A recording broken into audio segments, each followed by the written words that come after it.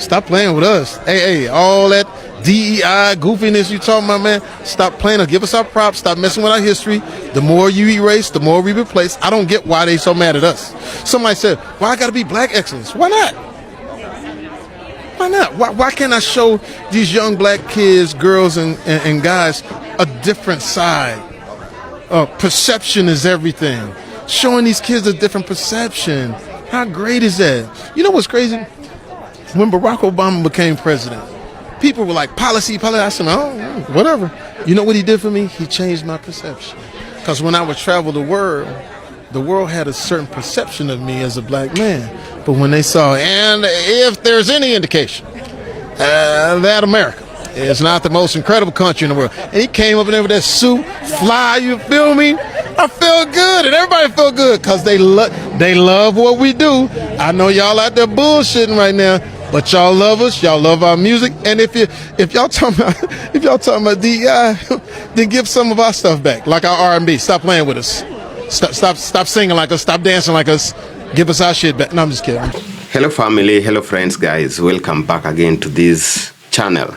And of course, if you're watching us for the first time and you love this area of discussion, please do this, subscribe. Now, something is happening across America as we speak, my people. And a lot of people are getting uncomfortable with it. Because despite every obstacle, despite discrimination, despite economic barriers, despite generations of being underestimated, black excellence just keeps rising.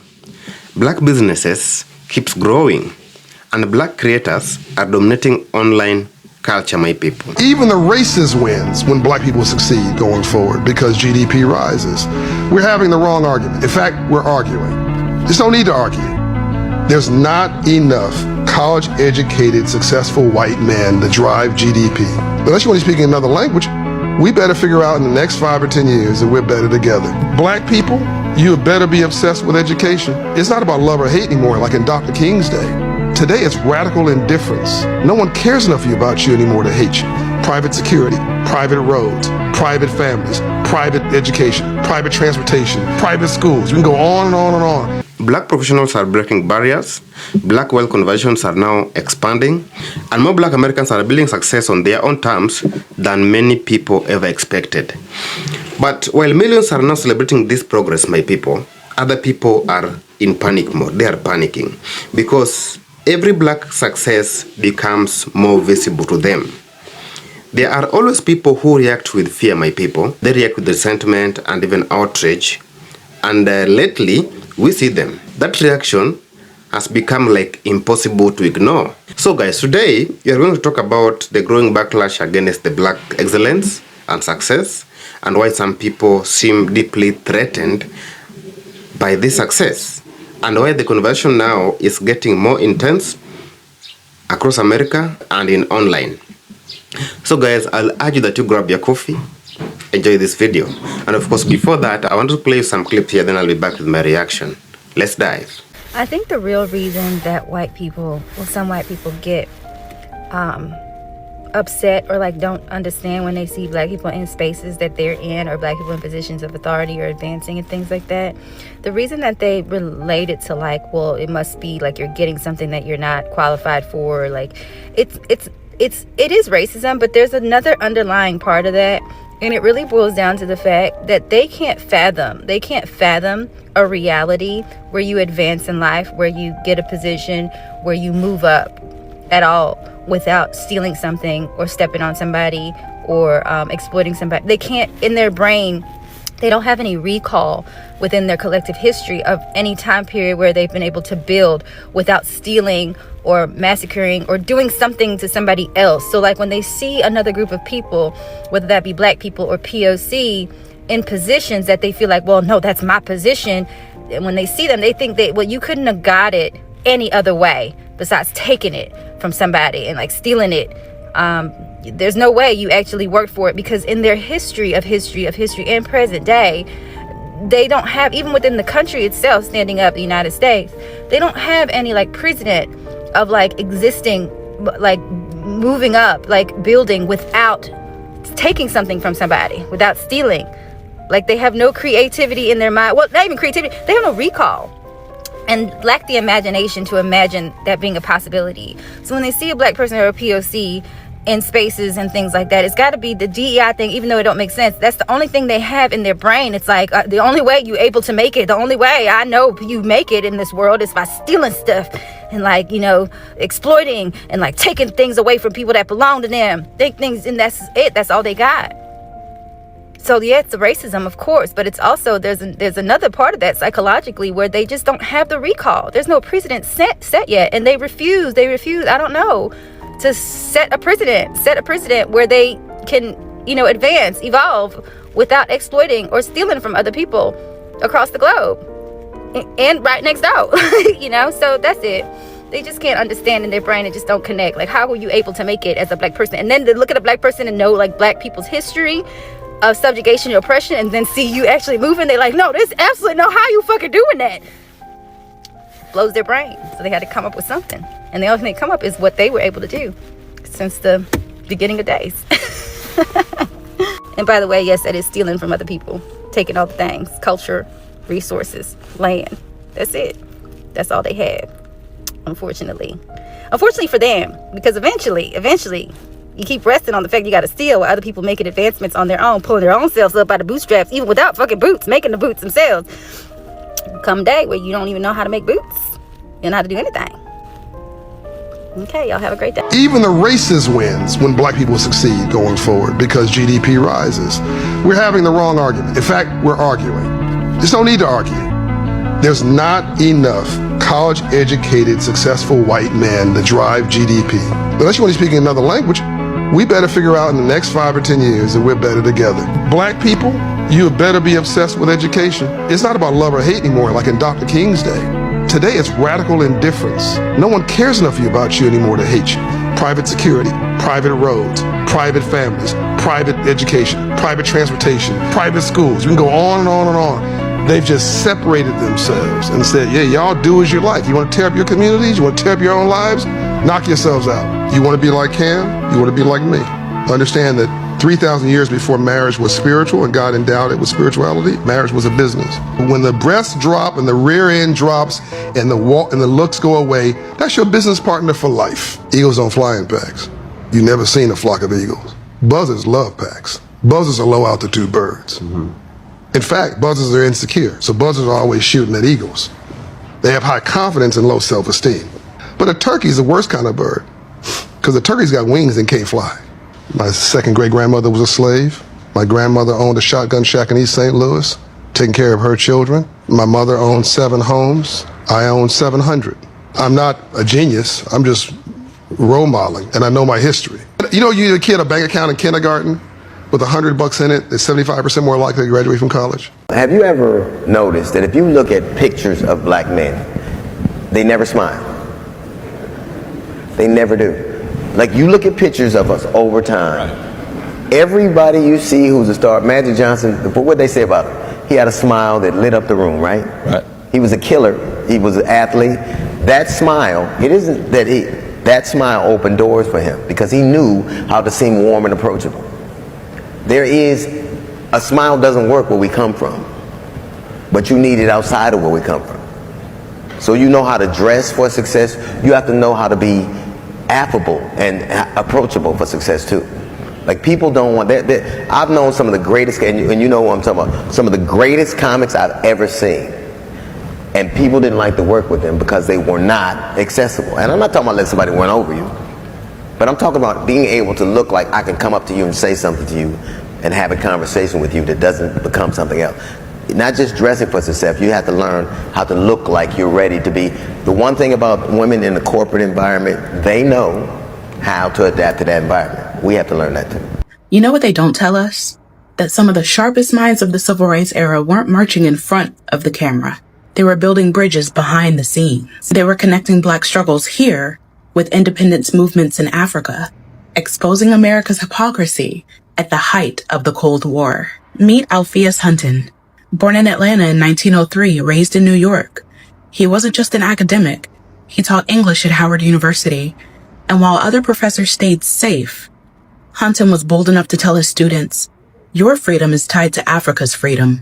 He worked with the Council on African American Affairs alongside Paul Robeson, and W.E.B. Du Bois, organizations the government tried to smear as communist fronts because they dared to support African liberation movements while Jim Crow was still running this country. He wrote constantly, pushing out pamphlets, reports, essays, laying bare how colonialism abroad and racism at home were two sides of the same coin.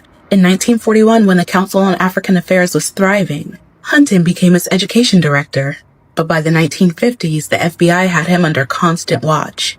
He was jailed for refusing to hand over records. He lost his Howard job. His reputation was trashed. And still, he kept organizing, kept writing, kept teaching Black people that our fight wasn't just about buses and lunch counters. It was global. Hunton eventually left the U.S., working in Ghana and later Zambia, spending his last year supporting African independence on the ground. Think about that. A Black professor, stripped of his career in America, finding refuge in Africa because this country couldn't stomach his truth. So no, the civil rights movement wasn't just about integration. He taught us that the struggle was bigger than borders. And that's exactly why they tried to erase him. Say his name, Alpheus Hunton. White people need to learn how to challenge authority instead of challenging minorities. Okay? Now wait, listen. White people have this innate need every time there's a Black person, Latino person, Arab person, person of color who says something that they either disagree with or feel like they disagree with or feel like they are the anomaly outside of that group of things that the person of color is talking about. They're just like, no, you're wrong, no, you're wrong, no, you're wrong. Or what about this? Or what about me? Or how about this? But I'm just like, y'all have all this energy towards a minority who says something that you don't like, but when it comes to an authority figure that you don't like and they say something wrong, well, it's just like, oh, it's fine, or oh, they didn't mean it, or oh, I'm sure they were saying something else, or oh, just ignore that altogether, or oh, I have no power to change that, or oh, I don't know. It's just like, what do you, it's just like all these, y'all give every excuse in the book for an authority figure, but when it comes to a minority, you're listen, don't take this wrong, but like this is why the word Karen came to be. It was birthed out of white people, white women specifically, feeling like they need to exert their authority over people of color.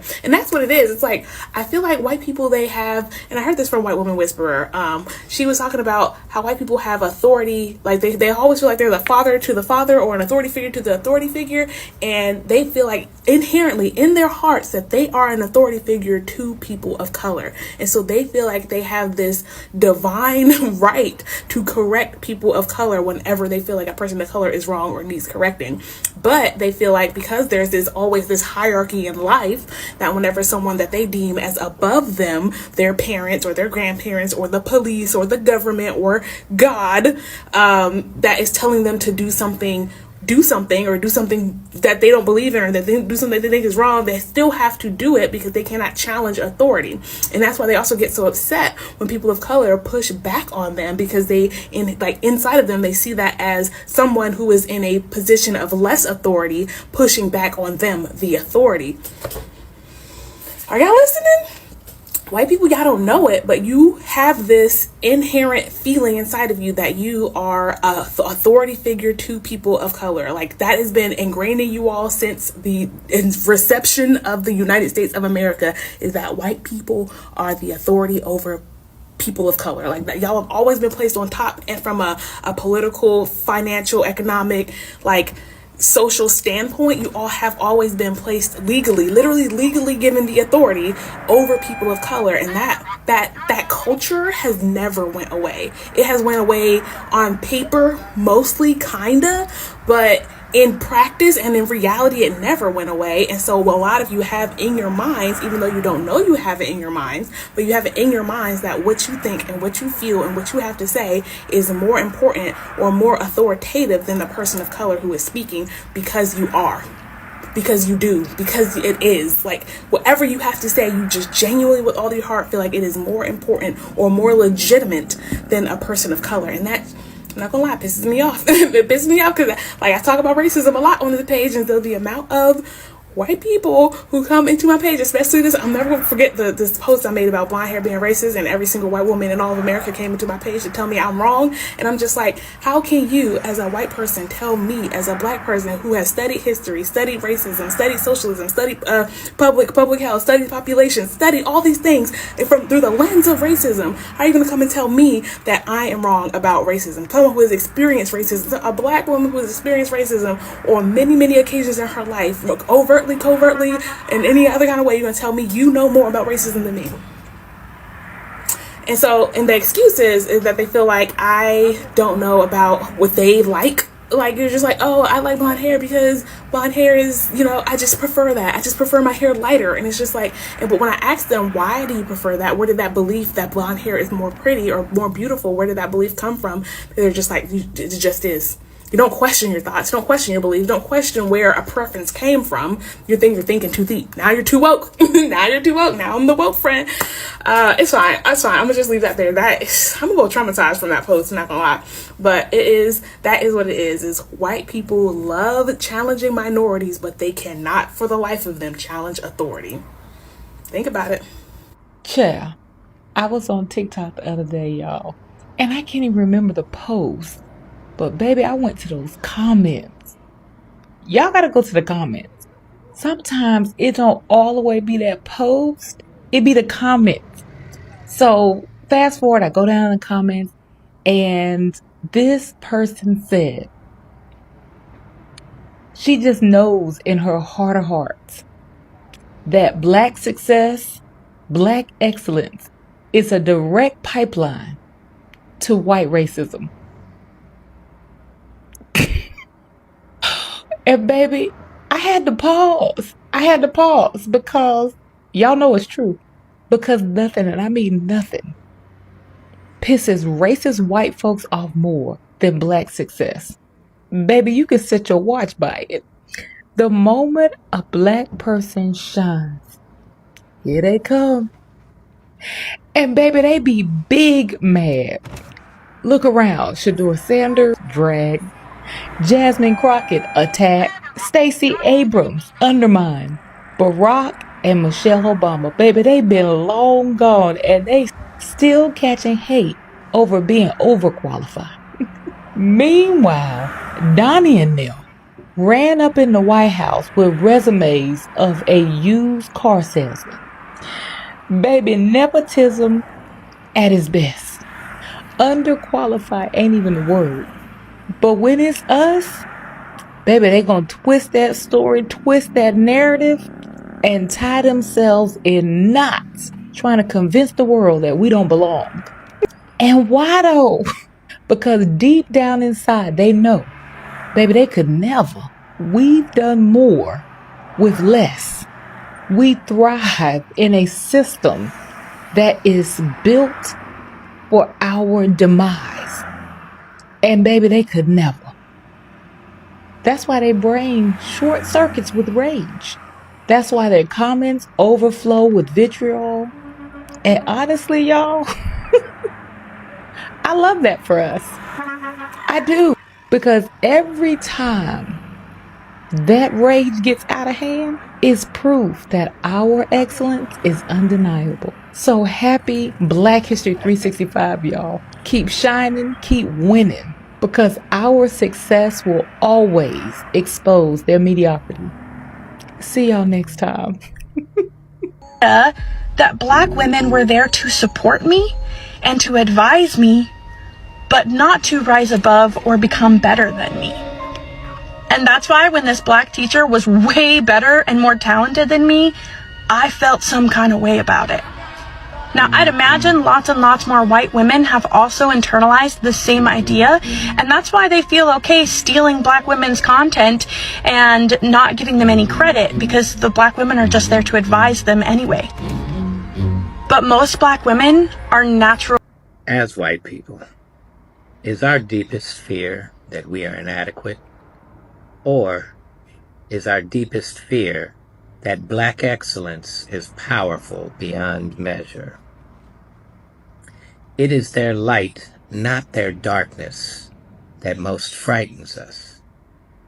We ask ourselves, Who are they to be brilliant, gorgeous, talented, fabulous?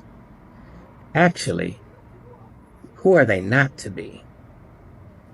Look honestly, and you will see how they demonstrate love as a reflection of our unwarranted hate. Our playing God does not serve the world.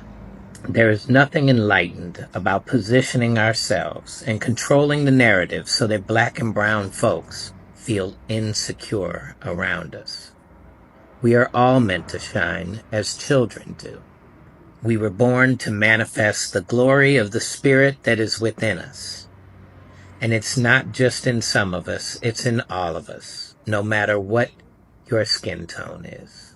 And as we let our own light shine, by atoning for and repairing the harm of our ways, as we learn to serve and see the true greatness of Aboriginal and Indigenous cultures and human beings around us, we unconsciously give white people around the planet the permission to do the same. As we are liberated from our own fears, our presence automatically liberates others. From this point, we can build a new world that is connected to the planet and each other. Together, humanity is achievable.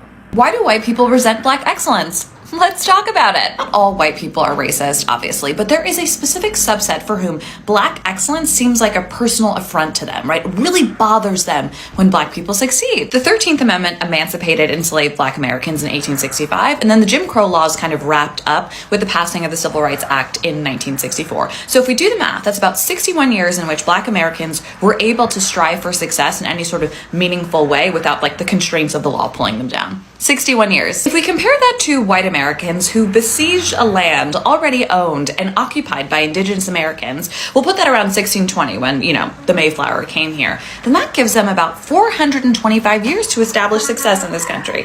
425 versus 61. If we compare those two fundamentally very different time spans, how much did white Americans actually do in all that time? If we are to compare even the poorest and most underprivileged of white America to black America generally, it is clear that white Americans are born way past the start line, right? By that I mean, by nature of being white in American society, you do benefit from all sorts of privileges. And to be frank, you're not exhausted by the horrible experience of facing racism on a daily basis, right? You do have a ton of privileges. So I imagine existing in this bubble of privilege that you totally deny, the existence of black people for whom success is like second nature when it comes so easily and so readily, even though you've only had 61 years to achieve it. I imagine that's exhausting and frustrating. I imagine it makes people feel super, super inferior and hurts certain people's tiny, tiny little egos. And what do they blame that deep, deep psychic pain on? Well, of course, DEI and critical race theory and affirmative action. So I guess the question is, what might help those white Americans who just so strongly detest black excellence? What will help you? And for that, I would suggest a lot of therapy, a ton of therapy. And I would also just suggest that we open the schools, right? We teach people history. Yeah, maybe? Okay, bye. And they can't stand to see people getting their value from within. How many white people have asked why are they've literally, I've seen it in the comments, I've seen it in videos of white people saying, black people, how do you get your joy? How are you so happy? Why, we know that we've oppressed you for all this time. How do you still stand up and smile and dance? They want us, and that's not to say that they want us to, well, some of them certainly want us to not be happy. But even the ones who do not actively try to make sure we're not happy, they feel like we should be unhappy. And so they ask, why are you so happy?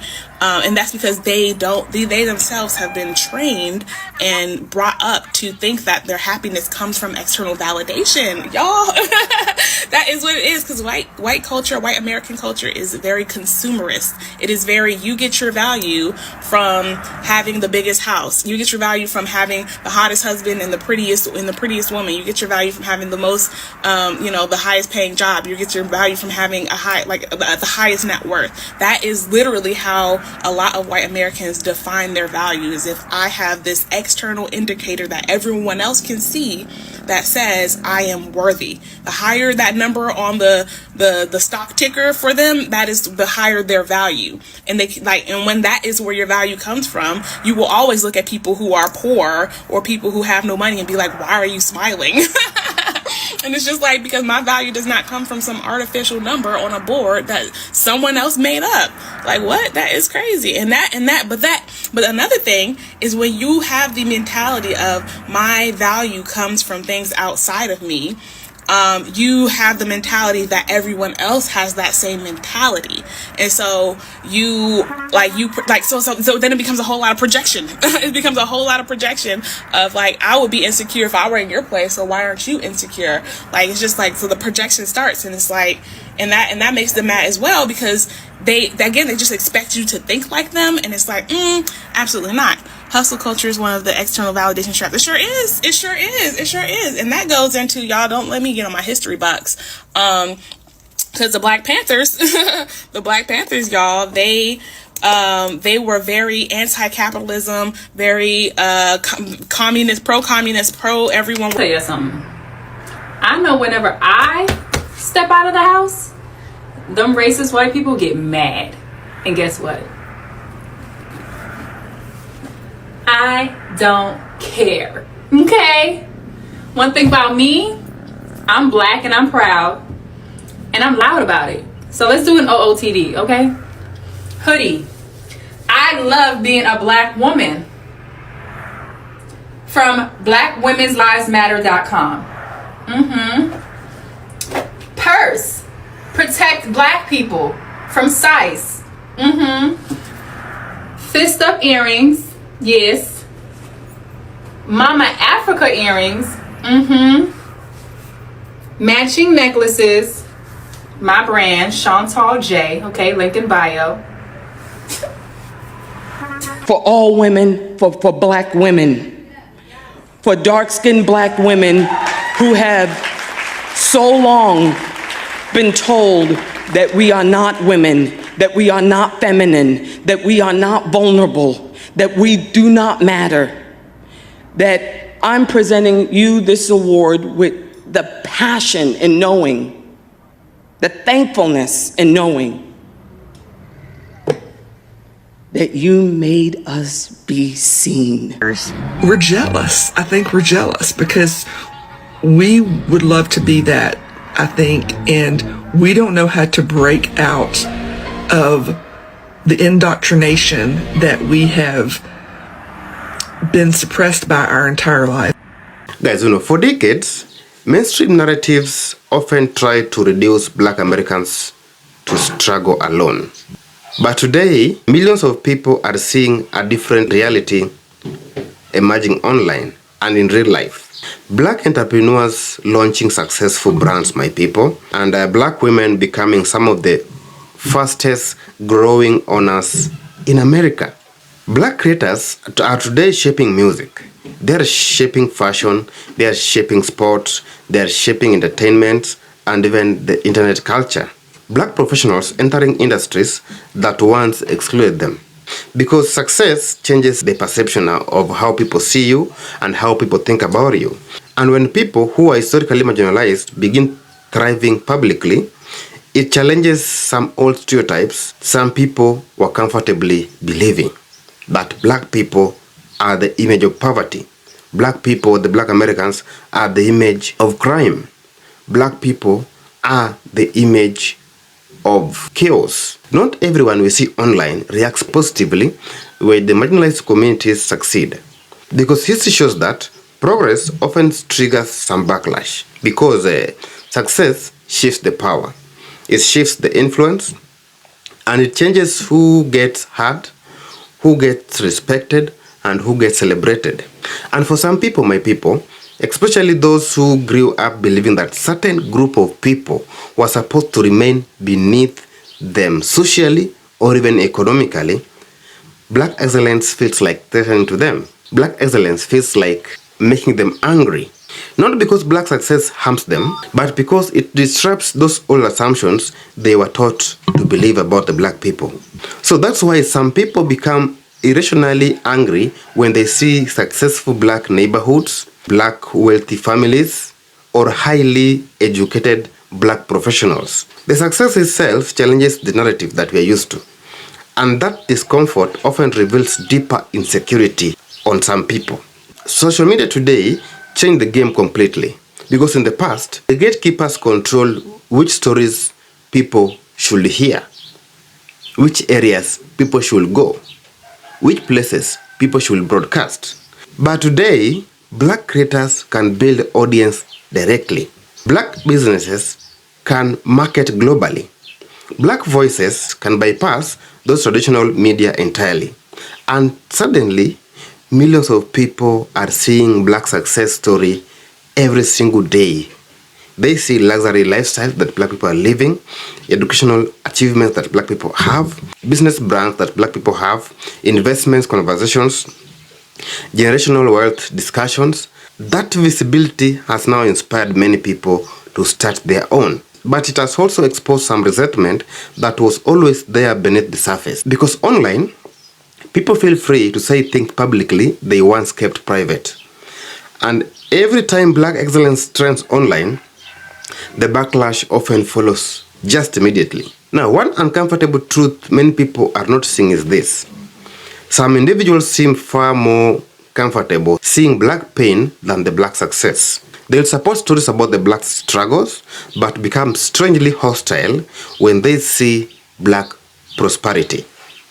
They can tolerate black entertainment, but become uncomfortable with black ownership and the black influence. They applaud athletes and the musicians, but they panic when the black community start building economic power.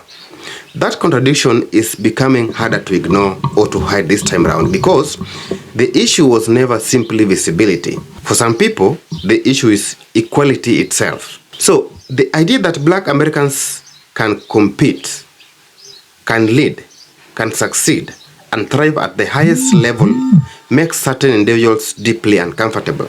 And what makes this even more interesting is that black excellence is not new.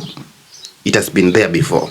Black Americans have been innovating, black Americans have been creating, black Americans have been building, black Americans have been excelling for generations in everything. Historically, black colleges produce brilliant scholars, and the black business districts thrives despite those segregations. Black inventors changed the industries today.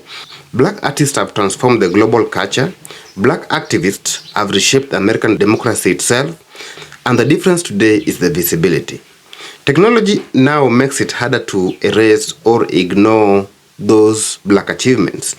And younger generations are now growing up seeing examples of black success and black invention more openly than ever before. That changes the confidence, my people, because it changes expectations that we are used to, and it changes what people believe is possible. Part of the backlash also comes from broader economic fear in America, because people are struggling financially. The middle class feels the pressure, jobs feel unstable, and when societies experience anxiety, some people start looking for groups to blame. And in this case, they blame our people. Historically, moments of social change often trigger resentment towards communities perceived as advancing. Especially when old racial hierarchies begin shifting, some people feel they are losing the cultural dominance. Others fear the competition.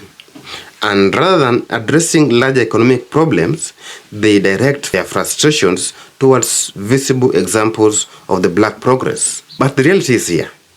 Black success did not create Americans' economic instability. And tearing down black excellence will not solve anyone's financial struggle. And no matter what they say, no matter what they do, black success, I think, is unstoppable. Despite those criticism, despite those backlash, and even online hostility, black communities continue building. They continue creating, they continue innovating, they continue educating, they continue investing, and support their own. That resilience is part of what frustrates critics the most, because even after those generations of barriers, progress continues happening anyway. Because black people have built black towns, they have built the black cities, we have black entertainments, the black communities are thriving, and everything is moving well. And young black generations are increasingly focusing on ownership, they are focusing on financial literacy, they are focusing on education, they are focusing on technology and long-term wealth building. The shift is changing conventions nationwide because many people who once underestimated the black ambitions are now being forced to confront a completely different reality today. Now, this convention is not only about the black excellence alone. It is entirely about change, about shifting power structure, about who gets visibility, influence, and opportunity in the modern America. And for some people, my people, rapid social change creates that fear, especially when the world no longer reflects the hierarchy they grew up expecting. But progress always unsettles those invested in old systems, and America is clearly moving through another one of those moments as we speak. Black excellence is not a threat to anyone. It's a proof of resilience, it's a proof of creativity, it's a proof that talent can rise even under enormous pressure. And no amount of backlash can erase the reality that millions of black Americans are succeeding. They are building and thriving in ways previous generations fought hard to make possible. Some people are uncomfortable with this, some are angry with this, and some are just panicking as all narratives now collapses. But the growth continues to happen anyway, because excellence does not ask for permission to exist or to thrive. And perhaps that is exactly what is shaking some people the most today. Guys, what do you think about this video? Do you think black excellence triggers such a strong reaction from some people? And do you believe that America is becoming more accepting black success or more divided because of the black success? Please leave your thoughts in the comment section. And don't forget to like, subscribe, and share this video.